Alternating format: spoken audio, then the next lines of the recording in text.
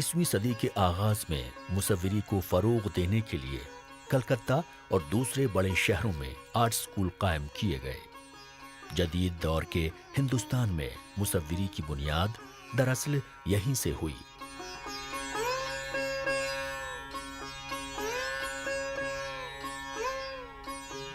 इसी दौर में मुसव्विरी में एक नया असलूब इख्तियार किया गया, जिसे हिंद यूरोपीय असलूब कहा जाता है। उसे कंपनी स्टाइल के नाम से भी जाना जाता था।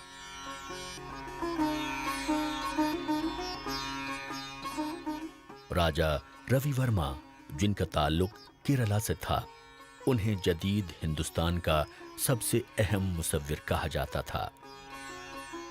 उन्होंने अपनी मुसव्विरी का एक बिल्कुल नया और अछूता सा असलूब वज़ा किया, जिसमें कई मुकामी रंगों को मिलाकर एक कौमी रंग इख्तियार करने में कामयाबी हासिल की। जैसे मुकामी चीजों से उन्होंने खूब फायदा उठाया। रोजमर्रा के इस्तेमाल होने वाले कपड़े, जेवर, जेवरात और इंसानी शबीहों का अपनी मुसव्विरी में खूब इस्तेमाल किया। उनकी मुसव्विरी में एक तरह का रूहानी और मजहबी रंग भी पाया जाता था। उन्होंने माइथोलॉजिकल मौज़ूआत पर काफी तस्वीरें बनाई, जो न सिर्फ हिंदुस्तान में मकबूल हुई बल्कि बैरून मुमालिक में भी उसकी खूब शोहरत हुई।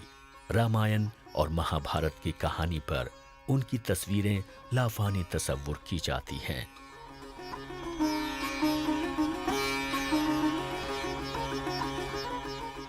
उनकी एक तस्वीर को, जिसका मौजू था एक नायर औरत अपने बाल संवारते हुए, उसे वियना में मुनक्किद आलमी मुसव्विरी नुमाइश में गोल्ड मेडल से नवाजा गया था।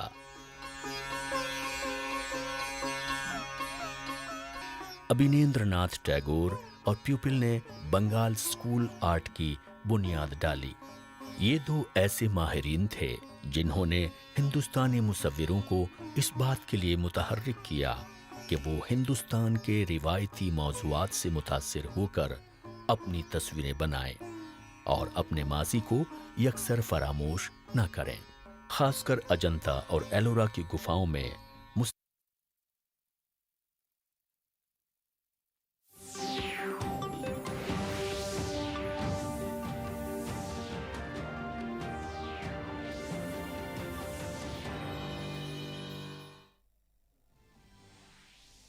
वज़ीर-ए-आज़म नरेंद्र मोदी ने सिविल सर्विस डे के मौके पर साल 2021 के लिए पब्लिक एडमिनिस्ट्रेशन में बेहतरीन कारकर्दगी का वज़ीर-ए-आज़म अवार्ड पेश किया।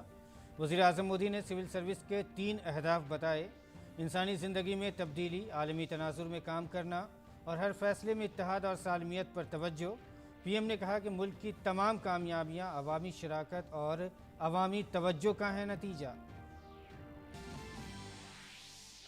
वज़ीर-ए-आज़म लाल किले में श्री गुरु तेग बहादुर जी के 400वें प्रकाश पर्व की तकरीबात में करेंगे शिरकत। वज़ीर-ए-आज़म इस मौके पर मौजूद लोगों से करेंगे खिताब। यादगारी सिक्का और डाक टिकट भी करेंगे जारी। बरतानवी वज़ीर-ए-आज़म बोरिस जॉनसन ने अपने भारत दौरे के दौरान अहमदाबाद में साबरमती आश्रम का किया दौरा। चरखा और किताबें तोहफे में दी। बरतानवी वज़ीर-ए-आज़म कल वज़ीर-ए-आज़म मोदी से करेंगे 2 तरफ़ा बातचीत।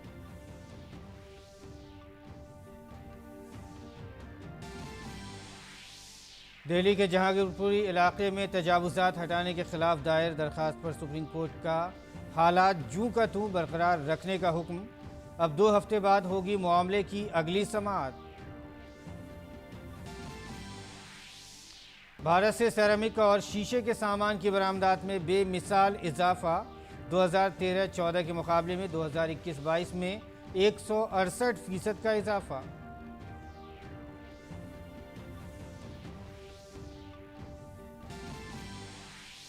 जम्मू कश्मीर के बारामूला में सिक्योरिटी फोर्सेज और दहशतगर्दों के दरमियान तसादुम। सिक्योरिटी फोर्सेज ने मारे 2 दहशतगर्द।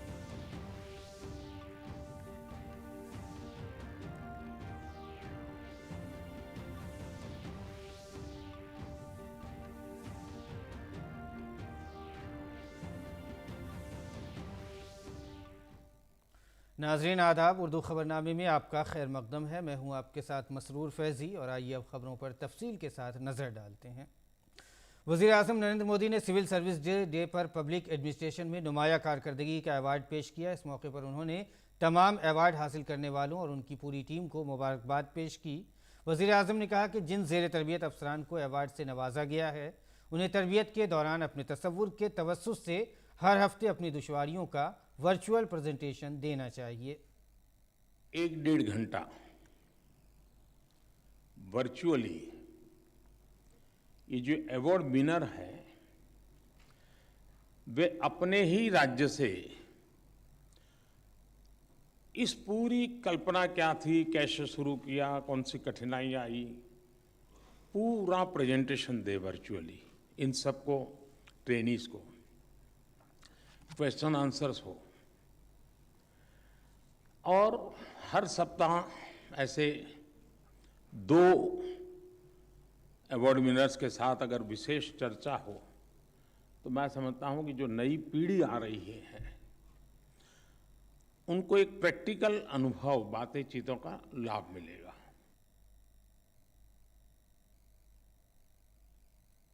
वज़ीर आज़म नरेंद्र मोदी ने सिविल सर्विस डे पर पब्लिक एडमिनिस्ट्रेशन में नुमाया कारकर्दगी का अवार्ड पेश किया। इस मौके पर उन्होंने तमाम अवार्ड हासिल करने वालों और उनकी पूरी टीम को मुबारकबाद पेश की।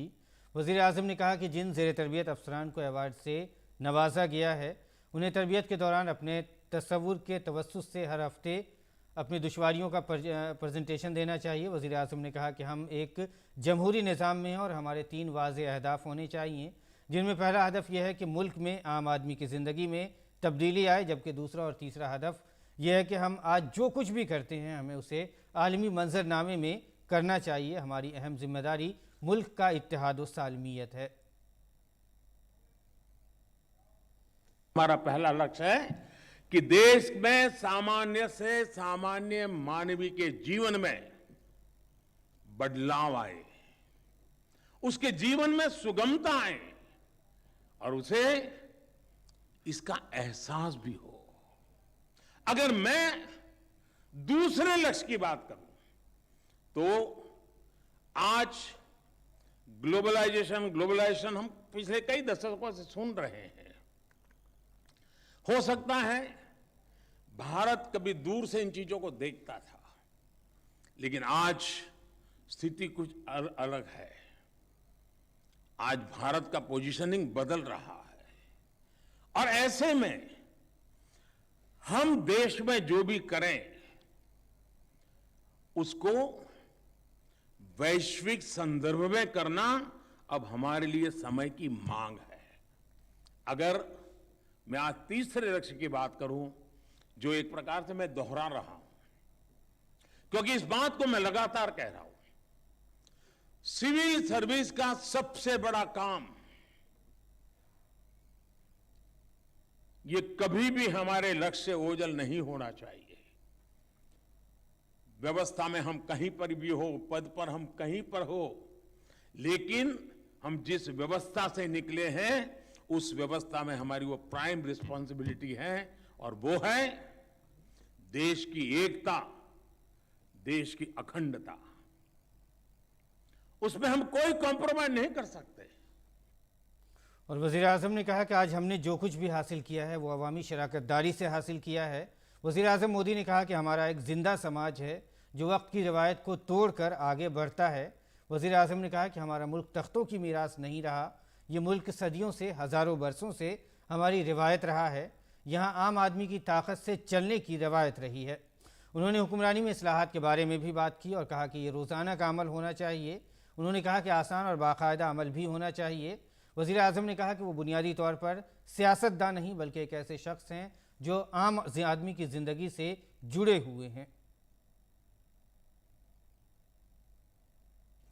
और आइए बढ़ते हैं अगली खबर की तरफ। सुप्रीम कोर्ट ने जहांगीरपुरी केस में जूं की तूं सूरत हाल बरकरार रखने के लिए कहा है। तजावुज़ात हटाने की मुहिम पर पाबंदी अगले अहकामात तक जारी रहेगी। जमीयत उलमा हिंद की तरफ से पेश होने वाले एडवोकेट दशयंत दवे ने कहा कि MCD को दिल्ली म्यूनसिपल एक्ट का हवाला देते हुए किसी भी तामीर को मुनहदिम करने से पहले कम अज़ कम 5 और 15 दिन से ज़्यादा वक्त दिया जाना चाहिए। दूसरी तरफ कपिल सिब्बल ने उत्तर प्रदेश और मध्य प्रदेश में मुल्जिमान की जायदादों को मिसमार करने जैसे मामलात पर बुनियादी पाबंदी लगाने की भी का मुतालबा किया और अदालत ने कहा है कि वो फ़िलहाल जहांगीरपुरी केस में हुक्म दे रही है। सॉलिसिटर जनरल ने कहा कि जहांगीरपुरी केस में जमीयत की दरख्वास्त की मुखालफत की है और उन्होंने तुषार मेहता ने कहा है कि 19 जनवरी से हर माह दिल्ली में सड़क से तजावुज़ात हटाने की मुहिम चल रही है और 19 अप्रैल की कार्रवाई भी उसी ज़िम्न में की गई। तब से लेकर अब तक किसी भी शख्स ने म्यूनसिपल कॉरपोरेशन से रुजू नहीं किया क्योंकि उन्हें मालूम है कि गैर कानूनी तामीरात की गई हैं। सॉलिसिटर जनरल ने इस बात की सख्ती से तरदीद की है कि कार्रवाई किसी ख़ास बिरादरी के ख़िलाफ़ की जा रही है। मध्य प्रदेश के खरगोन में इन्हदामी मुहिम की तफसीलात देते हुए एसजी ने कहा कि 88 हिंदू कुंभों ने और 26 मुसलमानों की गैर कानूनी तामीरात को मुनहदिम किया गया है। दिल्ली के मेयर राजा इकबाल ने कहा है कि दिल्ली के बल्दियाती इदारे गैर कानूनी तजावुज़ात वालों को जल्द नोटिस भेजेंगे और अदालत के फैसले पर अमल करेगी। माननीय सुप्रीम कोर्ट का जो भी आज आदेश आया, म्यूनिसिपल कॉरपोरेशन ऑफ दिल्ली पूर्ण रूप से उस आदेश का पालन करेगी और साथ ही साथ मैं ये नॉर्थ एमसीडी के सभी लोगों को ये आग्रह भी करता हूँ, अपील भी करता हूँ कि एमसीडी अपना काम करती रहेगी। जिन लोगों ने जो सरकारी जमीनों पर अवैध कब्जे कर रखे हैं या इलीगल कंस्ट्रक्शन कर रखी है, उनको हम चिन्हित करेंगे और उनको आगे भी हम नोटिस देंगे और उन पर कार्रवाई होती रहेगी। भारत के दौरे पर आए बरतानवी वज़ीर आज़म बोरिस जॉनसन ने अहमदाबाद में साबरमती आश्रम का दौरा किया। बोरिस जॉनसन ने आश्रम में चरखा चलाया। वहां उन्होंने अपने ख्यालात विजिटर बुक में भी दर्ज किए। इसके अलावा उन्हें एक चरखा और महात्मा गांधी की शागिर्द मैडिलिन स्लेड उर्फ मैराबेन की सवाने उम्री दी स्पिरिट प्लेग्रिमेज साबरमती आश्रम की तरफ से तोहफे में पेश की गई और साथ ही महात्मा गांधी की लिखी हुई किताब गाइड टू लंदन भी तोहफे में दी गई। ये बापू की इब्तदाई तौर पर लिखी गई चंद किताबों में से एक है जो शाये नहीं हुई थी। इससे कबल बरतानवी वज़ीर आज़म बोरिस जॉनसन की भारत आमद पर अहमदाबाद एयरपोर्ट पर गुजरात के गवर्नर, वज़ीर आला और दीगर मुअज़्ज़िज़ीन ने उनका पुरतपाक खैर मकदम किया। बरतानवी वज़ीर आज़म के तौर पर यह उनका पहला भारत का दौरा है। अहमदाबाद हवाई अड्डे से होटल तक 4 किलोमीटर के रास्ते पर रंगारंग रोड शो के साथ बोरिस जॉनसन का शानदार इस्तकबाल किया गया।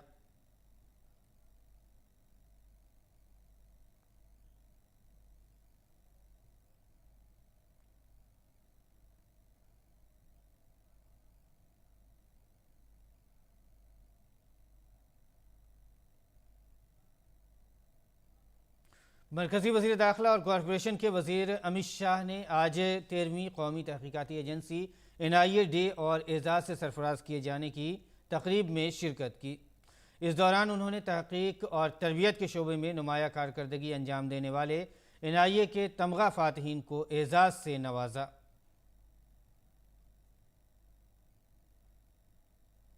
इस मौके पर प्रोग्राम से खिताब करते हुए वज़ीर दाखिला ने कौमी तफ्तीशी एजेंसी को मुबारकबाद पेश की और कहा कि NIA ने मुख्तसर मुद्दत में बेहतरीन मेयार कायम किया है। 13 साल में NIA ने अपनी बेहतरीन छवि बनाई है। NIA देश की आंतरिक सुरक्षा के लिए एक महत्वपूर्ण क्षेत्र को बहुत मुस्तैदी के साथ, चुस्तता के साथ और दक्षता के साथ न केवल संभाल रहा है, उसको आगे बढ़ाने का भी काम कर रहे हैं। और इतनी कम आयु में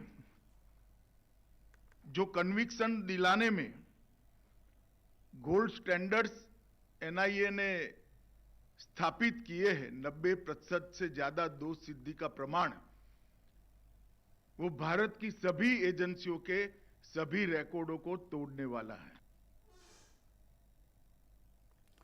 और अगली खबर पर नज़र डालते हैं। वज़ीर दाखिला ने दहशतगर्दी की रोकथाम से मुतालिक एजेंसियों के लिए NIA को बाइस तरगीब कहा है और NIA ने दुनिया भर के एजेंसियों के दरमियान अपनी शबीह भी बनाई है।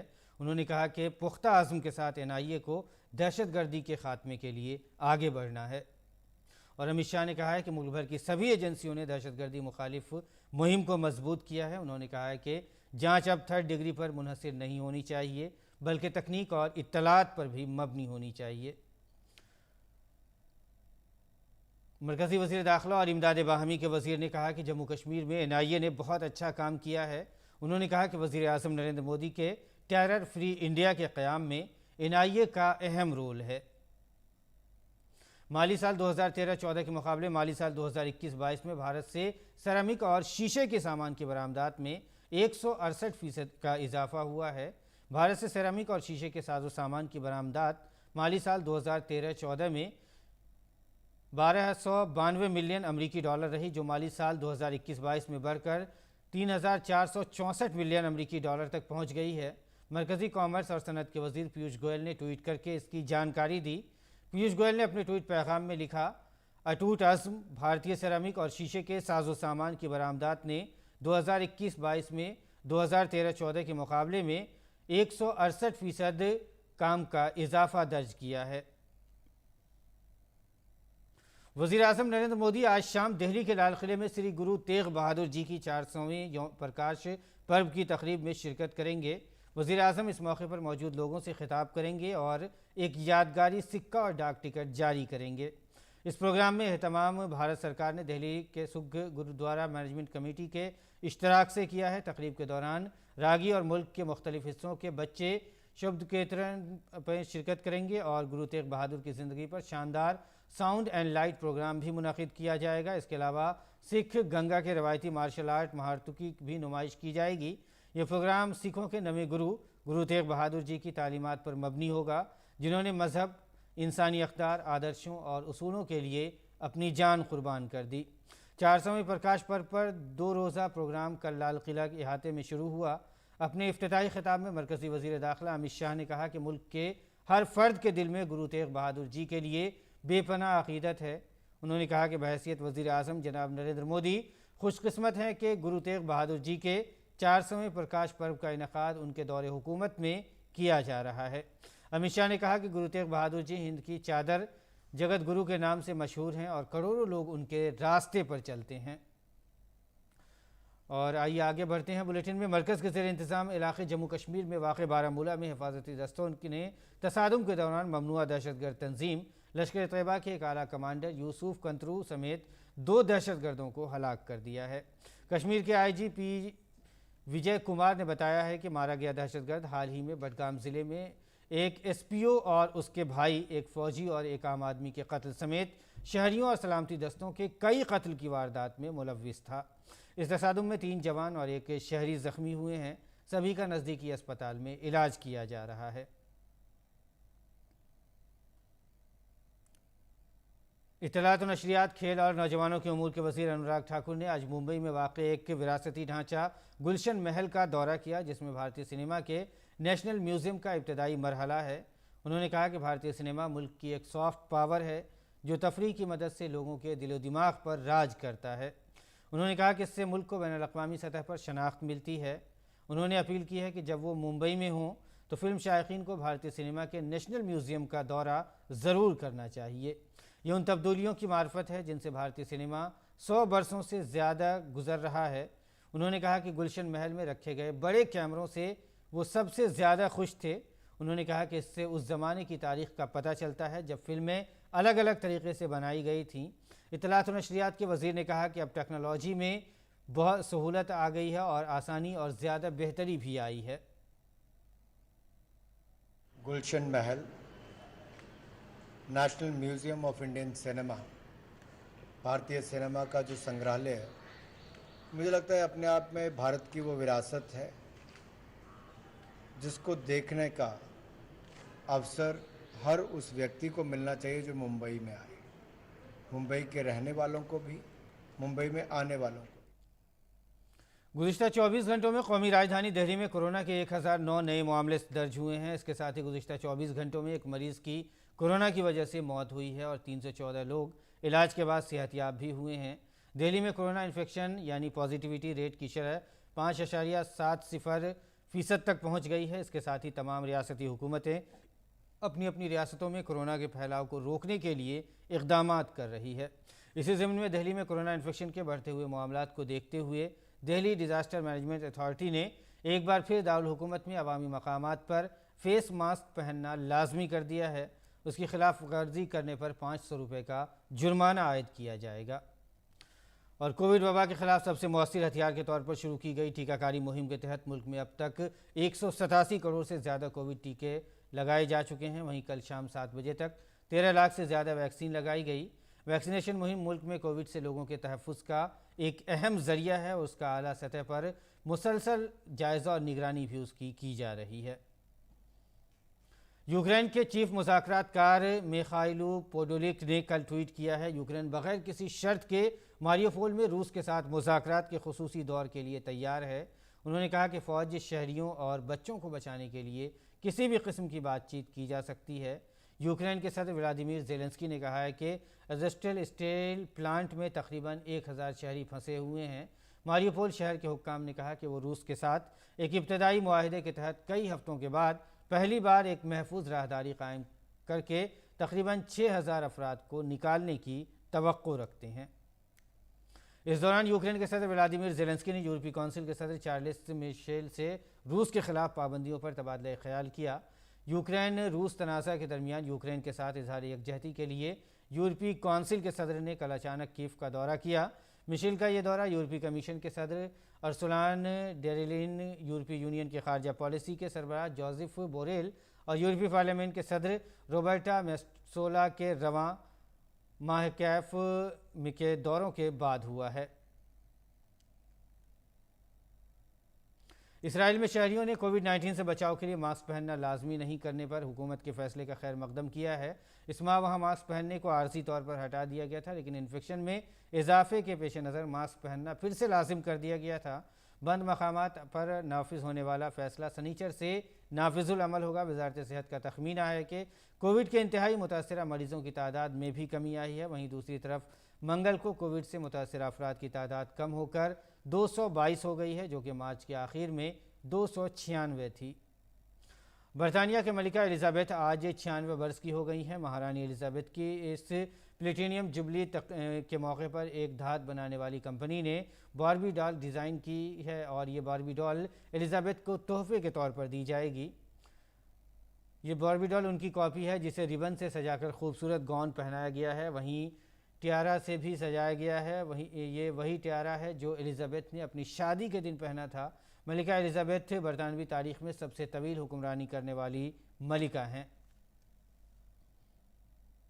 कर्नाटक के बांदीपुर जंगल में एक नायाब वाक़या पेश आया है। बांदीपुर टाइगर रिजर्व में 1 अप्रैल को एक हाथी ने जुड़वां बच्चों को जन्म दिया है, जिसकी तस्वीर हमारे पास है। चंद रोज़ कबल महकमा जंगलात के मुलाजमीन और सयाहों ने यहाँ एक हामिला हथनी को देखा था जो दर्द-ए में मुब्तला थी। उस वक्त वो करीबी हौज़ में गई और थोड़ी देर बाद 2 छोटे बच्चे बाहर निकले जो अपनी माँ के पास तैर रहे थे। इन्हीं नौमालूद बच्चों की अपनी माँ के साथ तस्वीर मंजर आम पर आ गई, जिसमें वो अपनी पैरों पर खड़े हैं और चलना सीख रहे हैं। हाथी के माहिर आरसू कुमार का कहना है कि एक गैर मामूली वाक़या है। इनके मुताबिक वो 1926 के बाद से तमाम कंप्यूटर ब्रीडिंग के मामले रिकॉर्ड कर रहे हैं और अब तक उन्होंने ऐसा सिर्फ 4 बार देखा है। पहला 21 मई 1971 को मधुमलाई में हुआ, जहां देवकी ने विजय और सोजे को जन्म दिया। दूसरा बांदीपुर में 80 की दहाई में हुआ जब अश्विन और भरीनी पैदा हुए, और तीसरा तमिलनाडु के अन्नामलाई में 1991 में मधुमलाई में जंगली जुड़वा बच्चों को भी देखा था। चूँकि हाथियों के जिस्म बड़े होते हैं और हमल का दौरानिया तवील होता है, इसलिए एक से ज़्यादा बच्चों को जन्म देना नायाब समझा जाता है। इसलिए उनकी बका की शरह को रिकॉर्ड करने के लिए भी तफसीली मुताले की ज़रूरत होती है। और बात खेलों की करें तो चंडीगढ़ के शतरंज खिलाड़ी तारनी गोयल ने ख्वातीन बैनुल-अक़वामी मास्टर नारिम हासिल कर लिया है। गुज़िश्ता हफ्ते हंगरी की राजधानी बुडापेस्ट में विमेन इंटरनेशनल मास्टर शतरंज मुकाबले का इनेकाद किया गया। मुकाबले में आखिरी राउंड में तारनी ने शानदार खेल का मुजाहरा किया। इस जीत के साथ तारनी ने वर्ल्ड चेस फेडरेशन के 2226 रैंक हासिल की। तारनी 2016 में 2200 की रेटिंग को अबूल कर लिया था। इसके बाद 2018 में यूनान और 2019 में अबू धाबी में खेलते हुए ख्वातीन बैनुल-अक़वामी मास्टर के लिए क्वालिफाई किया था। गुज़िश्ता महीने तारनी ने एक के बाद एक टूर्नामेंट खेले। और नाज़रीन, इसके साथ ही उर्दू खबरनामा इख्तिताम को पहुँचता है। फ़िलहाल इजाज़त दीजिए। आदाब।